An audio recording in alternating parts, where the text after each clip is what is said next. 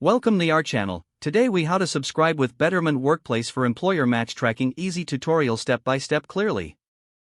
To begin with, open your web browser and navigate to the Betterment Workplace website. Once you reach the homepage, look for the sign up or get started button and click on it.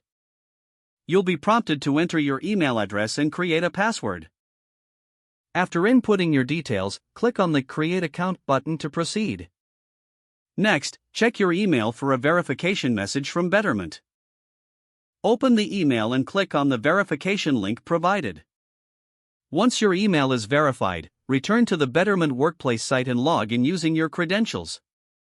Upon logging in, you will be directed to your account dashboard. From the dashboard, find the section for Employer Match Tracking. Click on this section to begin the setup for your employer match. You may be asked to enter details about your employer and your employment status. Fill in all required fields accurately to ensure proper tracking of your employer contributions. After providing the necessary information, proceed by clicking the Continue button. You will then be prompted to review your entries for accuracy. Once confirmed, click on the Submit button to complete the setup. Now your employer match tracking is successfully set up within Betterment Workplace. You can return to the dashboard at any time to monitor your employer match status and contributions. If the page does not load, refresh the browser or try again in a private or incognito window.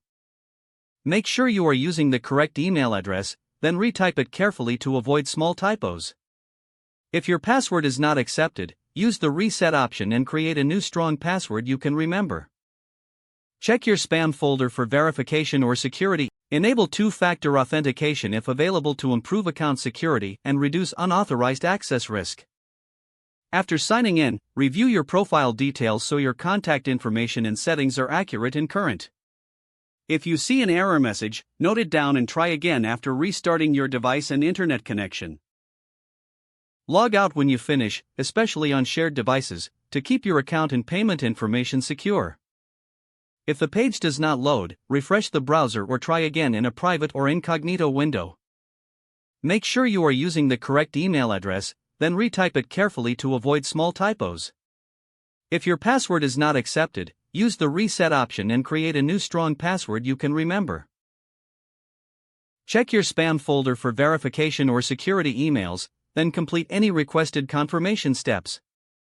Don't forget to like this video and subscribe to our channel for more step-by-step tech guides.